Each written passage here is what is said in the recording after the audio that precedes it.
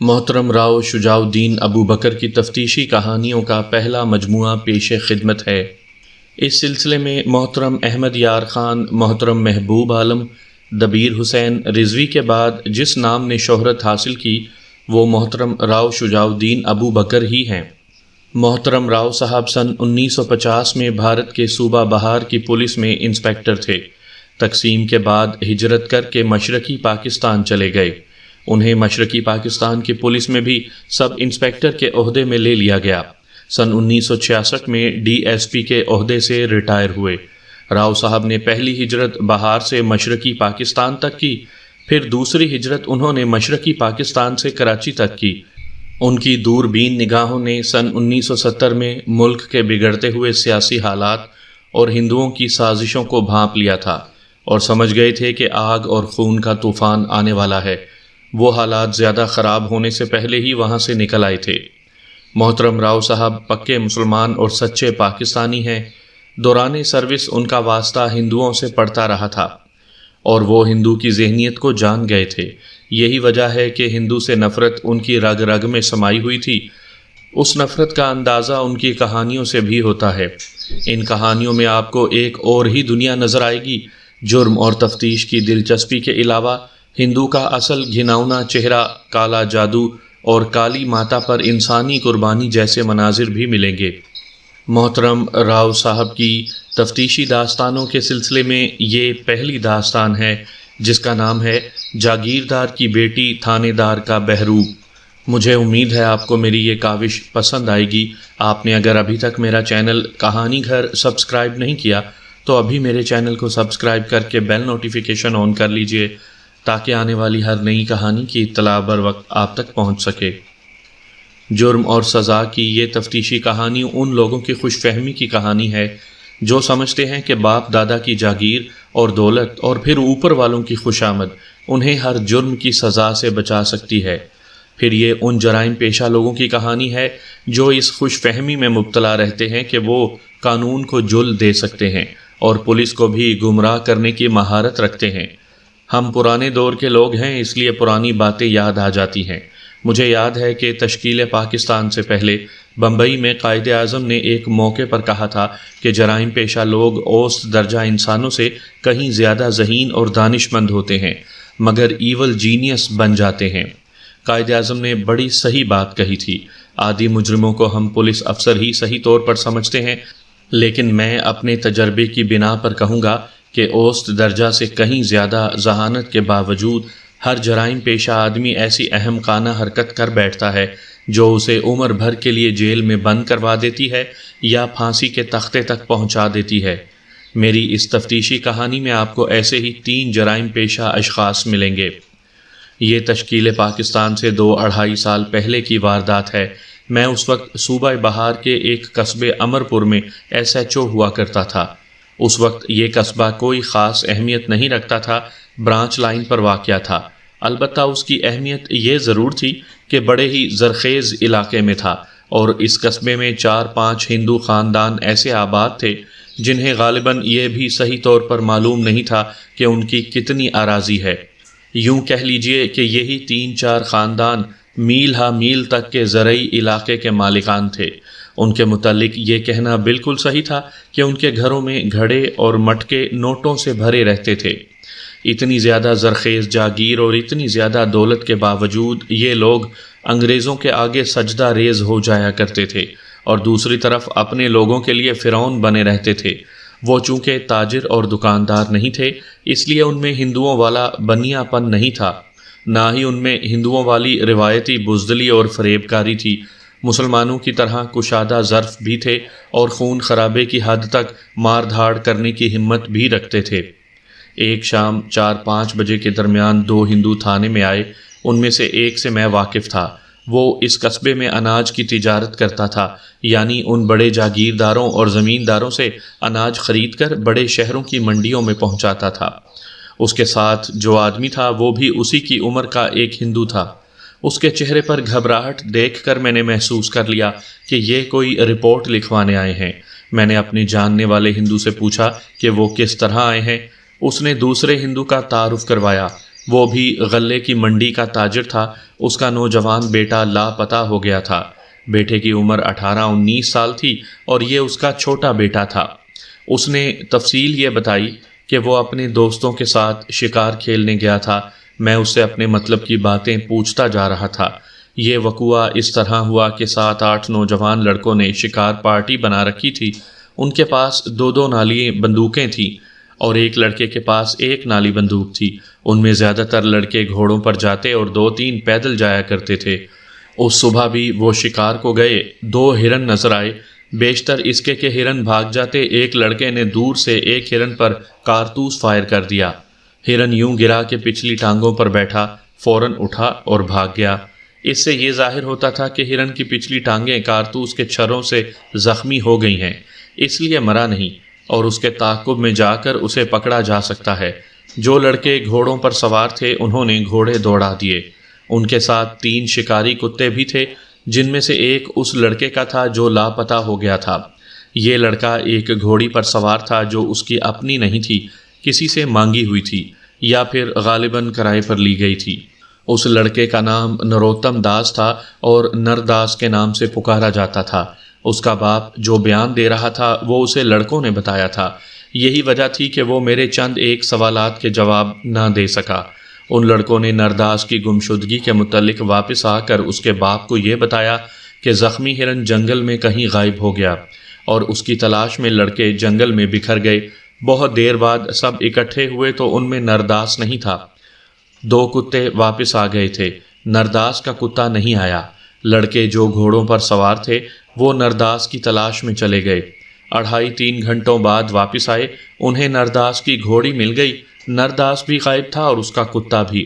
ساری شکاری پارٹی مایوس ہو کر واپس آ گئی اور نرداس کے باپ کو اس کی گمشدگی کی اطلاع دی گئی۔ آج کل لوگوں کے گھروں میں ڈکیتی کی وارداتیں ہوتی ہیں تو بھی لوگ تھانے جانے سے ڈرتے ہیں کہ کوئی سنوائی نہیں ہوگی اور الٹا اپنے اوپر ہی پھڈا بن سکتا ہے۔ اب تو دن دہاڑے کیے ہوئے قتل بھی ہضم ہو جاتے ہیں، لیکن وہ انگریزوں کا دور تھا جب صرف تقریریں ہی نہیں ہوتی تھی کہ عوام کے دروازے پر انصاف مہیا کیا جائے گا، بلکہ عوام کو عملاً انصاف ملتا بھی تھا۔ انگریز اپنی ذات کی توہین برداشت کر لیتا تھا، اپنے قانون کی خلاف ورزی انگریز کو برداشت سے باہر تھی۔ نرداس کے باپ نے اس کے دوستوں کی باتیں سنی تو اپنے اس تاجر دوست سے بات کی اور دونوں فوراً تھانے میں آ گئے۔ انہیں یقین تھا کہ تھانے میں انہیں ان کا پورا حق ملے گا اور انصاف کے راستے میں کوئی رکاوٹ نہیں ہوگی۔ میرے ذہن میں ایک ہی بار کئی خیالات اور امکانات آئے، جن میں ایک یہ تھا کہ ایسا ہو سکتا ہے کہ کسی نے اندھا دھند کارتوس فائر کیا اور نرداس چھروں کی زد میں آ گیا اور مر گیا۔ ان سب لڑکوں نے گرفتاری اور سزا کے ڈر سے نرداس کی لاش کو کہیں دفن کر دیا اور آ کر اس کے باپ کو یہ کہانی سنا دی۔ ایک امکان یہ بھی ذہن میں آیا کہ نرداس گھوڑی سے گر کر مر گیا ہوگا اور ان لڑکوں نے اس کی لاش کہیں غائب کر دی کہ ان پر کوئی شک و شبہ نہ ہو۔ اس جنگل میں شیر، چیتے جیسا کوئی درندہ بھی نہیں تھا کہ یہ خطرہ ہوتا کہ گمشدہ لڑکے کو کوئی درندہ لے گیا ہے۔ اس جنگل میں عام طور پر ہرن اور چھوٹے جانور پائے جاتے تھے۔ یہ تو میں تسلیم کر ہی نہیں سکتا تھا کہ نرداس کو زمین نے نگل لیا ہو یا اسے جن بھوت اٹھا لے گئے ہوں۔ اگر وہ خود ہی کسی وجہ سے کہیں جانے کا ارادہ رکھتا تھا تو گھوڑی پر ہی جاتا اور اس کا کتا کتوں کی فطرت کے مطابق اس کا پیچھا نہ چھوڑتا۔ میں نے نرداس کے باپ سے پوچھا کہ اس کے بیٹے کی کسی کے ساتھ کوئی دشمنی، عداوت۔ باپ کو کچھ بھی معلوم نہیں تھا۔ میرے بہت سے سوالات کے جواب یہ لڑکے ہی دے سکتے تھے اور مجھے جو بھی کارروائی کرنی تھی وہ 1 منٹ بھی ضائع کیے بغیر کرنی تھی، کیونکہ گمشدگی کے سلسلے میں کچھ اور خطرات بھی تھے۔ گمشدہ لڑکے نرداس کے باپ نے ایک اور بات یہ بتائی کہ نرداس کے دوست جب اسے گھر آ کر یہ واقعہ بتا رہے تھے اس وقت نرداس کا کتا جنگل سے واپس آ گیا۔ کتا بہت بے چین تھا۔ نرداس کے باپ کی ٹانگوں کے ساتھ چکر کاٹتا اور کبھی رک کر اس کے منہ کی طرف دیکھتا تھا، کبھی واپس چل پڑتا اور چند قدم جا کر پھر واپس آ جاتا۔ کتا بھونک یا غرا نہیں رہا تھا، بلکہ بڑی بے چینی سے اوں اوں جیسی آوازیں نکالتا تھا۔ ان میں سے کسی نے بھی یہ نہ سوچا کہ کتا یہ اظہار کر رہا تھا کہ اسے اس کا مالک نہیں مل رہا اور نہ جانے وہ کہاں غائب ہو گیا ہے۔ باپ کتے کو گھر باندھ کر تھانے میں آ گیا۔ میں آپ کو یہ بھی بتا دوں کہ یہ سب ہندو تھے اور کتے کی فطرت سے واقف نہیں تھے۔ اس کی وجہ یہ تھی کہ ہندو گھروں میں کتا رکھتے ہی نہیں، اسے وہ نجس اور ناپاک جانور سمجھتے ہیں۔ پنڈت یعنی براہمن تو کتے کو دیکھ کر منہ پھیر لیتے ہیں۔ ان لڑکوں نے کتے پال لیے تھے۔ میں نے بتایا ہے کہ اس علاقے کے ہندو روایتی ہندوؤں سے بالکل مختلف تھے۔ میں نے نرداس کے باپ سے پوچھا کہ اس کتے کے ساتھ زیادہ پیار کون کرتا تھا؟ باپ نے جواب دیا کہ وہ تو گھر میں کتے کو پسند کرتا ہی نہیں، اس لیے صرف نرداس کتے کے ساتھ لگا رہتا اور وہی اسے باہر لے جاتا تھا۔ یہ سن کر مجھے کچھ افسوس ہوا۔ اس کتے کو اگر باندھنے کے بجائے کھلا چھوڑ کر اس کے پیچھے چل پڑتے تو کتا انہیں وہاں تک لے جاتا جہاں اس کے مالک کی لاش پڑی ملتی۔ اب یہ کام مجھے کرنا تھا اور میرا خیال تھا کہ اچھا خاصا وقت ضائع کر دیا گیا ہے۔ مجھے وہ گھوڑی بھی دیکھنی تھی جس پر نرداس جنگل میں گیا تھا، اور گھوڑی اس کے بغیر ملی تھی۔ مشکل یہ پیدا ہو رہی تھی کہ سورج غروب ہو رہا تھا۔ میں نے بہت غور کیا اور اس فیصلے پر پہنچا کہ پوری رات ضائع کرنا ٹھیک نہیں۔ میں اسی وقت اٹھا، ایک سینئر ہیڈ کانسٹیبل اور 5 کانسٹیبل ساتھ لیے، 3 بڑی ٹارچیں بھی ساتھ لے لیں اور میں چل پڑا۔ سب سے پہلے میں قصبے کے اس محلے میں گیا جہاں مجھے اس شکار پارٹی کے تمام لڑکے مل سکتے تھے۔ ان سب کو بلوایا، پھر وہ گھوڑی بمائے زین منگوائی جس پر نرداس شکار کرنے گیا تھا۔ اس گھوڑی اور زین کو بڑی ہی اچھی طرح دیکھا۔ کوئی ایسا نشان نظر نہ آیا جس سے مجھے کوئی سراغ یا شک ملتا۔ میں زیادہ تر خون کے نشانات دیکھ رہا تھا، لیکن مجھے مایوسی ہوئی۔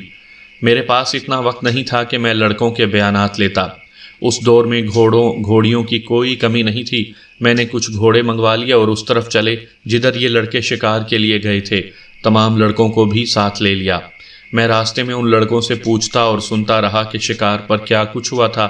مفصل تفتیش تو تھانے میں بیٹھ کر کرنی ہی تھی۔ نرداس کے کتے کو بھی ساتھ لے لیا تھا۔ اس وقت کتا میری نگاہ میں سب سے زیادہ اہم تھا۔ نرداس کے باپ کو بھی ساتھ لے جانا تھا، لیکن اس کا بڑا بھائی ساتھ چلنے کو تیار ہو گیا کیونکہ باپ اتنی مشقت برداشت کرنے کے قابل نہیں تھا۔ جب ہم 3-3.5 میل دور سے شروع ہونے والے جنگل میں داخل ہوئے، اس وقت سورج غروب ہو چکا تھا۔ خوش قسمتی تھی کہ چاند تقریباً پورا تھا اور چاندنی بڑی ہی صاف تھی۔ چاندنی نہ ہوتی تو بھی ہمارے پاس ٹارچیں تھیں۔ کتا کھلا ہوا تھا، وہ ہم سے آگے نکل گیا۔ میری نظر کتے پر تھی۔ میں نے سب کو پیچھے ہی روک دیا، صرف نرداس کے بھائی کو ساتھ رکھا اور ہم دونوں کتے کے پیچھے چلے گئے۔ کتا زمین سونگھتا جا رہا تھا اور اس طرح ہم کتے کے پیچھے 1 میل سے زیادہ چلے گئے۔ کچھ اور آگے جا کر کتا ایک جگہ رک کر دائیں بائیں دیکھنے لگا۔ کبھی ایک طرف دوڑتا اور کبھی دوسری طرف چل پڑتا، اور کبھی رک کر منہ آسمان کی طرف کر کے لمبی سی ہو جیسی آواز نکالتا اور بڑی ہی زیادہ بے چینی کا اظہار کرتا۔ کچھ دیر بعد کتا آگے کو دوڑ پڑا۔ وہ زمین سونگ سونگ کر آگے بڑھ رہا تھا۔ ہم اس کے پیچھے گئے۔ تقریباً آدھا میل آگے ایک ندی آ گئی۔ پانی گہرا نہیں تھا، بمشکل گھٹنوں تک ہوگا۔ کتا وہاں رک گیا اور بہت بے چین ہونے لگا۔ یہ کتے کی فطرت ہے کہ اپنے مالک کا ساتھ نہیں چھوڑتا۔ مالک کہیں حادثے کا شکار ہو جائے، زخمی ہو جائے، مارا جائے، کتا گھر آ کر ایسی بے چینی کا اظہار کرتا ہے اور باہر کو دوڑتا ہے کہ گھر کے افراد سمجھ جاتے ہیں کہ کوئی حادثہ ہو گیا ہے۔ وہ کتے کے پیچھے چل پڑتے ہیں اور کتا انہیں جائے حادثہ تک لے جاتا ہے۔ نرداس تو اس کتے سے بہت ہی پیار کرتا تھا۔ میں سمجھ گیا کہ نرداس ندی کے پار گیا ہے۔ میں اب کتے پر ہی بھروسہ نہیں کر سکتا تھا۔ وقت ضائع ہو رہا تھا۔ میں واپس آ گیا۔ اب لڑکوں سے پوچھنا شروع کیا کہ کہاں سے انہوں نے ہرن پر بندوق فائر کی تھی اور پھر کس طرح وہ نرداس کو ڈھونڈتے رہے تھے، اس کی گھوڑی کہاں سے ملی تھی، وغیرہ وغیرہ۔ وہ 7 نوجوان تھے۔ سب سے چھوٹے کی عمر تقریباً 18 سال اور سب سے بڑے کی 24 سال کے لگ بھگ تھی۔ میں نے انہیں وارننگ دے دی کہ ان میں سے کسی نے جھوٹ بولا یا کوئی بات چھپانے کی کوشش کی تو میں اسے نرداس کی گمشدگی کا ذمہ دار ٹھہرا کر گرفتار کر لوں گا۔ اگر کوئی لڑکا کوئی ایسی بات بتانا چاہتا ہو جو اس کے سامنے کہنے والی نہ ہو تو وہ مجھے الگ بتا دے۔ ان نوجوان لڑکوں سے میں نے فردن بھی پوچھ گچھ کرنی تھی، لیکن وہاں میں صرف یہ دیکھنا چاہتا تھا کہ یہ لڑکے کیا بتاتے ہیں اور ہر لڑکے کا بتانے کا انداز اور موڈ کیا ہے۔ یوں کہہ لیں کہ میں ایک سے زیادہ مشتبہوں کی تلاش میں تھا۔ لڑکوں نے بتانا شروع کیا۔ میں نے دیکھا کہ 4 لڑکے زیادہ بولتے تھے اور ان میں سے ایک جو سب سے بڑا تھا سب سے زیادہ بولتا تھا، اور اس کے بولنے کا انداز ایسا تھا جیسے اس شکار پارٹی کا سربراہ یا کمانڈر ہو۔ وہ کچھ روب اور برتری سے بات کرتا تھا۔ یہ ذہن میں رکھیں کہ یہ تمام لڑکے ہندو تھے۔ ہم پہلی بار شکار کھیلنے نہیں آئے تھے، اس نوجوان نے فیصلہ سنانے کے لہجے میں کہا۔ کئی بار آئے ہیں، ایسا کبھی نہیں ہوا کہ کوئی لڑکا لاپتہ ہی ہو گیا ہو۔ یہ لڑکا نرداس کچھ ایسا ویسا ہی تھا، خود ہی کہیں بھاگ گیا ہے، گھوڑی اور کتا پیچھے چھوڑ گیا ہے۔ ایسا ویسا سے تمہارا کیا مطلب ہے؟ میں نے اس سے پوچھا۔ تم اس کے دوست ہو، اس نے تمہیں ضرور بتایا ہوگا کہ وہ گھر سے بھاگنا چاہتا ہے، تم بھاگنے کی وجہ بھی جانتے ہوگے۔ لڑکیوں کے پیچھے پھرنے کا شوقین تھا، اس نے جواب دیا۔ اس نے کسی کو بتایا تو نہیں، یہ میرا اپنا خیال ہے کہ کسی اور گاؤں کی کسی لڑکی کے ساتھ اس کے تعلقات تھے اور اس لڑکی کے ساتھ کہیں بھاگ گیا ہے۔ 3-4 لڑکوں نے اس کی تائید کر دی۔ میں نے ان لڑکوں کا یہ شک ذہن میں رکھ لیا، لیکن اسے ایک شک ہی کی صورت میں رکھا۔ ہر کسی کی بات پر یقین کر لینے سے تفتیش الجھ جاتی ہے، کامیابی نہیں ہو سکتی۔ میں نے اس لڑکے کے متعلق کسی خاص بات کی وجہ سے محسوس کیا کہ اس سے مجھے کوئی نہ کوئی سراغ یا کام کی بات ضرور مل جائے گی۔ اس لڑکے کا تعارف یوں ہے کہ اس کا باپ اس علاقے کا سب سے بڑا زمیندار تھا اور انگریزوں کی طرف سے بھی اسے کچھ زرعی زمین بطور جاگیر ملی تھی، اس لیے میں اسے جاگیردار ہی کہوں گا۔ بہت ہی دولت مند آدمی تھا، اسے کسی ریاست کا راجہ کہوں تو بھی غلط نہیں ہوگا، لیکن اولاد کے معاملے میں وہ بدقسمت نکلا۔ اس کی 5 بیٹیاں تھیں، جن میں سے 2 کی شادی ہو چکی تھی اور ایک جوانی میں داخل ہو گئی تھی، باقی 2 ابھی لڑکپن کی عمر میں تھیں۔ لڑکا یہی ایک تھا اور یہ شکار کا شوقین تھا۔ باپ نے اسے بڑی اعلیٰ نسل کی گھوڑی دے رکھی تھی، اس کا نام جگن ناتھ تھا اور جگو کے نام سے پکارا جاتا تھا۔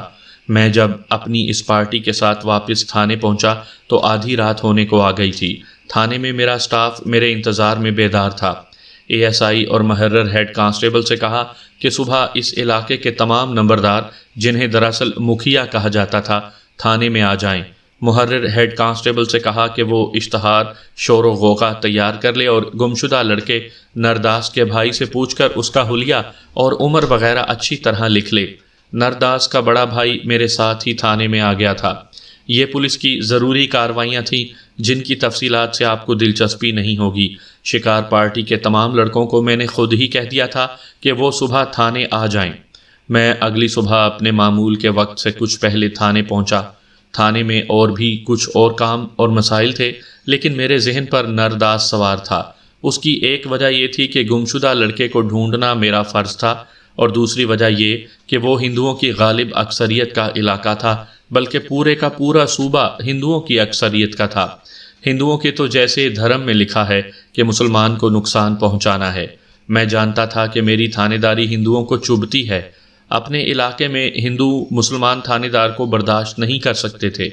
اس صورتحال میں مجھے بہت ہی محتاط ہونا پڑتا تھا کہ ذرا سی بھی کوتاہی نہ ہو اور انتہائی مشکل اور پیچیدہ تفتیش میں بھی کامیابی حاصل کروں۔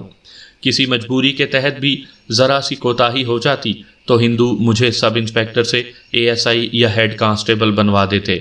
سب سے پہلے تو یہ کارروائی کی کہ ارد گرد کے تھانوں کو قواعد و ضوابط اور قانونی طریقہ کار کے مطابق اطلاع بھجوا دی، جس میں نرداس کا حلیہ اور عمر وغیرہ لکھا تھا۔ ہر تھانہ جانتا تھا کہ اس اطلاع پر انہیں کیا کرنا ہے۔ شکار پارٹی کے سارے لڑکے آ گئے اور جن نمبرداروں کو بلوایا تھا وہ بھی ایک ایک کر کے آنے لگے۔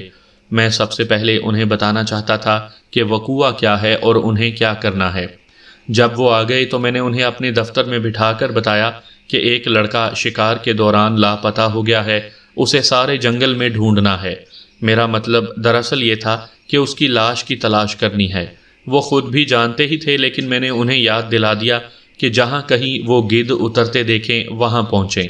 ہو سکتا ہے وہاں گمشدہ لڑکے کی لاش ہی پڑی ہو۔ یہ تو مجھے یقین تھا کہ یہ لوگ کوتاہی نہیں کریں گے۔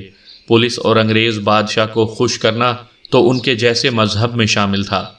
جاگیردار کے بیٹے جگن ناتھ کے شک کے پیش نظر میں نے ان نمبرداروں سے کہا کہ یہ کھوج لگانے کی بھی کوشش کریں کہ کسی گاؤں میں کسی گھر کی لڑکی لاپتہ ہو گئی ہو۔ اگر ایسا ہو تو مجھے فوراً اطلاع دیں۔ دراصل یہ لوگ پولیس کے قابل اعتماد مخبر ہوتے تھے اور پولیس کی طرح تفتیش بھی کر سکتے تھے۔ انہیں فارغ کر کے میں نے شکاری لڑکوں کی طرف توجہ دی۔ ان لڑکوں کو باری باری اپنے پاس بٹھایا، ان سے اس طرح پوچھ گچھ کی جیسے لیمو نچوڑا جاتا ہے، بہت جرا کی، لیکن سوائے ایک کہ کسی سے بھی کوئی اشارہ نہ ملا جو تفتیش میں میری مدد کرتا۔ صرف جگن ناتھ نے ایک ہندو لڑکے کے متعلق بتایا کہ اس کے ساتھ نرداس کی لڑائی ہوئی تھی جو بڑوں تک جا پہنچی تھی اور پھر معاملہ رفع دفع ہو گیا تھا۔ میں نے لڑائی کی وجہ پوچھی تو جگن ناتھ نے بتایا کہ ظاہر تو یہ کیا گیا تھا کہ پیسوں کے لین دین پر جھگڑا ہوا تھا، لیکن اصل وجہ کوئی لڑکی تھی جسے نرداس نے چھیڑا تھا یا دست درازی کی تھی۔ اس لڑکے کے متعلق میں نے پوچھا تو جگن ناتھ نے بتایا کہ بڑا لڑاکا لڑکا ہے، اس کا شمار بدماشوں میں بھی ہوتا ہے۔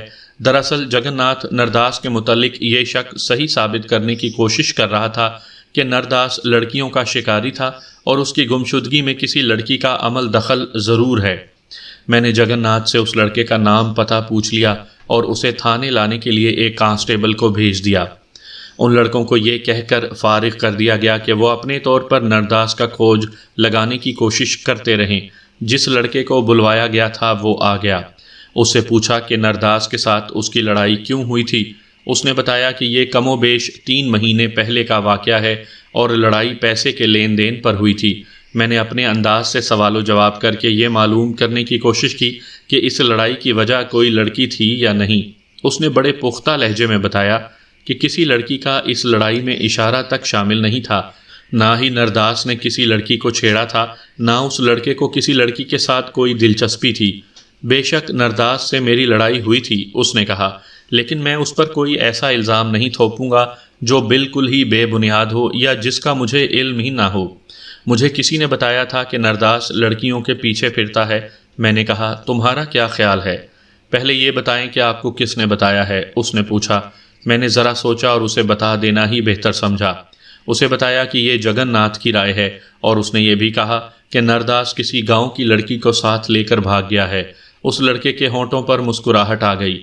جگن ناتھ کو یہ بات اپنے متعلق کہنی چاہیے تھی، اس نوجوان نے کہا۔ دراصل بات کہنے سے پہلے میں آپ سے درخواست کروں گا کہ یہ راز میں رکھیں کہ میں نے یہ بات کہی تھی۔ جگن ناتھ اپنے آپ کو راج کمار سمجھتا ہے۔ اسے پیدا کرنے والوں نے ایسے فضول لاڈ پیار سے اسے پالا ہے کہ سوائے عیش کرنے کے کچھ اور جانتا ہی نہیں، اور لڑکیوں کے پیچھے پھرنے والی گھٹیا عادت کا یہ خود عادی ہے۔ یہ بھی آپ کو بتا دوں کہ کسی اچھے اور امیر خاندان کی کوئی لڑکی اسے منہ نہیں لگاتی۔ اپنے مزاروں اور نوکروں چاکروں کی بہو بیٹیوں کے ساتھ عشق بازی کرتا رہتا ہے۔ میں ایک بات اور کہوں گا جس کا مجھے پورا یقین تو نہیں، لیکن اندر اندر یہ بات سنی سنائی جاتی ہے کہ جگن ناتھ کی ایک کنواری بہن نرداس سے ملتی ملاتی ہے۔ میرے 2 دوستوں نے انہیں 2-3 بار کھیتوں میں ذرا دور دور ایک دوسرے کو اشارے کرتے دیکھا ہے۔ کیا اس کا جگن ناتھ کو علم ہے؟ میں نے پوچھا۔ میں اس سوال کا جواب نہیں دے سکتا، اس نوجوان نے جواب دیا۔ مجھے جو کچھ معلوم تھا وہ بتا دیا۔ میں نے اس لڑکے کی زبان سے اس معاملے کے متعلق کچھ اور اگلوانے کی بہت کوشش کی، لیکن مجھے یقین کرنا پڑا کہ یہ کچھ نہیں جانتا۔ مجھے اس سوال کا جواب اپنے مخبروں سے مل سکتا تھا۔ میں نے اس نوجوان کو فارغ کر دیا۔ اس کے بعد 4-5 دن گزر گئے تھے۔ تھانے میں بہت سے اور کام اور کیس بھی تھے، ان کی طرف بھی توجہ دینی تھی، اور اس کے ساتھ میں نرداس کا کھرا کھوج لگانے میں بھی لگا رہا۔ دیہات سے مجھے کوئی تسلی بخش اطلاع نہیں مل رہی تھی۔ نمبرداروں نے دور دور تک کا جنگل کھوج مارا تھا، نرداس کی لاش نہ ملی اور وہ کسی کو زندہ بھی نہ نظر آیا۔ مخبروں نے اپنی لمبی لمبی رپورٹیں دیں، لیکن کوئی خاص بات معلوم نہ ہوئی۔ البتہ 2 مخبروں نے بتایا کہ جگن ناتھ کی بہن اور نرداس کا آپس میں کوئی چکر ضرور چل رہا ہے، لیکن یہ کوئی نہ بتا سکا کہ جگن ناتھ کو اس کا علم تھا یا نہیں۔ جگن ناتھ سے براہ راست معلوم کرنا ممکن نہیں تھا۔ وہ ایسی بات کبھی نہ مانتا کیونکہ وہ اس کی بہن کا معاملہ تھا۔ بہرحال یہ میرے لیے بڑا کارآمد پوائنٹ تھا جو کسی نہ کسی ذریعے سے مجھے واضح کرنا تھا۔ میں نے جگن ناتھ کی ان باتوں کو جو اس نے جنگل میں میرے ساتھ کی تھیں اور پھر تھانے میں اس کے ساتھ جو سوال جواب ہوئے تھے اپنے ذہن میں تازہ کیا، اور پھر خاص طور پر اس کے بولنے کے انداز پر غور کیا تو کچھ ایسا شک پیدا ہونے لگا جیسے نرداس کو اس نے غائب کروایا ہے، اور اس کی وجہ صرف یہ ہو سکتی ہے کہ اس نے اپنی بہن کو کبھی نرداس کے ساتھ دیکھ لیا ہوگا۔ ایک روز ڈاک میں مجھے ایک لفافہ ملا۔ میں نے کھول کر خط پڑھا۔ اتنا عرصہ گزر جانے کے بعد مجھے خط کی پوری تحریر لفظ بہ لفظ تو یاد نہیں رہی، البتہ یہ اچھی طرح یاد ہے کہ خط میں لکھا تھا۔ میں نے سب سے پہلے تو یہ دیکھا کہ خط لکھا کس نے ہے، لیکن اس پر کسی کا نام نہیں تھا۔ لفافے پر ڈاک خانے کی مہر دیکھی، اس سے پتہ چلا کہ خط اسی قصبے سے پوسٹ کیا گیا ہے۔ یہ خط میرے لیے حیران کن تھا۔ حیرت کی وجہ یہ کہ تعلیم کی کمی تھی۔ لڑکیوں میں تو تعلیم بہت ہی کم تھی۔ کسی امیر کبیر خاندان کی لڑکیاں 8 اور حد سے زیادہ 10 جماعتیں پڑھ لیتی تھیں۔ میں کہنا یہ چاہتا ہوں کہ اس طرح گمنام خط لکھنے کا تصور ہی نہیں تھا۔ میں اس رائے پر پہنچا کہ یہ خط کسی امیر خاندان کی لڑکی کا ہے۔ خط میں اس لڑکی نے لکھا تھا کہ میں اپنا نام ظاہر نہیں کر سکتی ورنہ قتل ہو جاؤں گی۔ آپ کو صرف یہ بتانا چاہتی ہوں کہ نرداس مجھ سے محبت کرتا تھا، اور میرے دل میں اس کی جو محبت ہے اس کا اندازہ شاید کوئی بھی نہ کر سکے۔ میں آپ کو یقین کے ساتھ کہتی ہوں کہ نرداس گم نہیں ہوا بلکہ اسے گم کیا گیا ہے۔ اس کی وجہ میری اور نرداس کی محبت ہے۔ نرداس اب تک قتل ہو چکا ہوگا اور شاید اس کی لاش آپ کو کبھی بھی نہ ملے۔ مجھے جس روز یقین ہو گیا کہ نرداس قتل ہو گیا ہے، میں اپنے آپ کو اپنے ہاتھوں قتل کر دوں گی۔ اگر آپ نے نرداس کو زندہ برآمد کر لیا تو اگلے روز صبح آپ اپنے گھر کے صحن میں نوٹوں کی ایک گٹھی پڑی پائیں گے، جو میں رات کے وقت آپ کے گھر پھینک جاؤں گی۔ یہ خاص طور پر ذہن میں رکھیں کہ یہ خط ہندی میں لکھا تھا، اردو میں نہیں تھا۔ نہ ہی ہندو اردو کو قبول کرتے تھے۔ میں ہندی لکھنا پڑھنا جانتا تھا۔ یہ خط اپنے پاس محفوظ کر لیا۔ کوئی عام آدمی ہوتا یا کوئی اناڑی تھانے دار ہوتا تو وہ فوراً جگن ناتھ کو تھانے بلا کر اس کے آگے یہ خط رکھ دیتا اور پوچھتا کہ اس خط کا کیا مطلب ہے اور بتاؤ نرداس کہاں ہے۔ مشتبہ اور ملزم ایسے سوالوں کا جواب انکار کی صورت میں ہی دیا کرتے ہیں۔ صحیح جواب لینے کے لیے شہادت ضروری ہوتی ہے۔ میں نے اسی وقت 2 کانسٹیبلوں کو بلایا اور انہیں شکاری پارٹی کے تمام لڑکوں کے نام پتے دے کر دوڑا دیا کہ انہیں تھانے لے آئیں۔ جگن ناتھ کو نہ بلایا۔ جو لڑکا سب سے پہلے آیا میں نے اسے اپنے پاس بٹھا لیا۔ اب میرا رویہ دوستانہ نہیں تھا بلکہ تھانے داری روب والا تھا۔ میں نے اس لڑکے سے پہلی بات یہ کہی کہ سچ بول دو ورنہ حوالات میں بند کر دوں گا، اور رات کو اتنا تشدد کروں گا کہ تم 3 دن تک ہوش میں نہیں آؤ گے۔ اس طرح کچھ اور سخت کلامی سے میں نے اس لڑکے کے دماغ پر قبضہ کر لیا۔ میں یہ معلوم کرنے کی کوشش میں تھا کہ وہ لڑکی کون ہے جس کی محبت نرداس کے ساتھ تھی، اور اس میں جگن ناتھ کا رول کیا ہے۔ اس لڑکے نے روتی ہوئی آواز میں بتایا کہ وہ نرداس کا بھی اور جگن ناتھ کا بھی دوست ہے، لیکن ان دونوں کی زبان سے میں نے کبھی اس کا نام نہیں سنا۔ تم بکواس کرتے ہو، میں نے لڑکے سے کہا۔ تم اس لڑکی کو جانتے ہو جسے نرداس بھی چاہتا تھا اور جگن ناتھ بھی۔ تم یہ بھی جانتے ہو کہ نرداس کو اس رکابت کی وجہ سے غائب کیا گیا ہے۔ یہ لڑکا رو پڑا اور اپنے مذہب کی قسمیں کھا کر مجھے یقین دلانے لگا کہ اسے اس بارے میں کچھ بھی معلوم نہیں ہے۔ میں نے اسے یہ کہہ کر باہر بٹھا دیا کہ وہ سوچے اور مجھے صحیح جواب دے۔ اس کے بعد میں نے باری باری 3 اور لڑکوں کو بلایا۔ انہوں نے بھی لا علمی کا اظہار کیا۔ ان کے بعد جو لڑکا آیا اس نے کچھ باتیں بتائیں۔ اسے میں نے پہلے لڑکوں کی طرح دہشت زدہ کر دیا تھا۔ دراصل ہو یہ رہا تھا کہ جوں لڑکے میرے سامنے آ کر یہ کہتے گزر جاتے تھے کہ نہیں معلوم، تو میرا غصہ بڑھتا جا رہا تھا۔ مجھے یقین ہو گیا تھا کہ سب لڑکوں کو نہیں تو 1-2 لڑکوں کو ضرور معلوم ہوگا جو میں معلوم کرنا چاہتا ہوں۔ یہ لڑکا میرے سامنے آیا تو میرا غصہ عروج کو پہنچا ہوا تھا۔ میں نے گرج کر اسے ڈانٹا اور ایسی دھمکیاں دیں کہ اس کا رنگ پیلا پڑ گیا۔ اس لڑکے نے بتا دیا کہ وہ لڑکی جس کی نرداس کے ساتھ محبت تھی وہ جگن ناتھ کی بہن ہے، لیکن اسے یہ معلوم نہیں تھا کہ اس بات کا جگن ناتھ کو علم تھا یا نہیں۔ اس سوال کا جواب مجھے اس کے آنے کے بعد والے لڑکے نے دے دیا۔ یہ لڑکا نرداس کا زیادہ گہرا دوست تھا اور ان کی آپس میں رازداری بھی تھی۔ اس نے بتایا کہ نرداس اور جگن ناتھ کی بہن کی محبت اس حد تک پہنچ چکی تھی کہ انہوں نے فیصلہ کر لیا تھا کہ ان کی شادی نہ ہو سکی تو وہ گھر سے بھاگ جائیں گے۔ نرداس نے اپنے اس دوست کو یہ بھی بتا دیا تھا کہ جگن ناتھ کو اپنی بہن کی اس محبت کا علم ہو گیا ہے اور اس نے اپنی بہن کو ڈانٹ ڈپٹ بھی کی ہے۔ نرداس کو یہ بات جگن ناتھ کی بہن نے بتائی تھی، لیکن حیرت اس بات پر ہوئی کہ جگن ناتھ نے نرداس سے کوئی بات نہ کی۔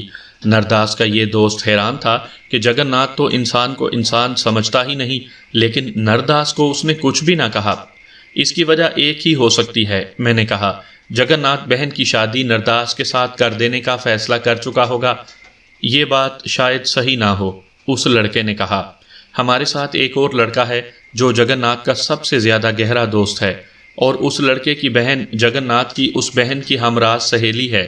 ان کا ایک دوسرے کے گھر میں آنا جانا لگا رہتا ہے۔ میں نے اس لڑکے کو باہر بھیج کر دوسرے کو، جس کی بہن جگن ناتھ کی بہن کی سہیلی تھی، اس کو بلا لیا، اس خیال سے کہ وہ کوئی بات چھپا نہ لے۔ میں نے اسے کہا کہ مجھے سب کچھ معلوم ہے، اس سے صرف تصدیق کرنی ہے، اور اگر اس نے کوئی بات چھپانے کی کوشش کی تو میں اسے گرفتار کر لوں گا۔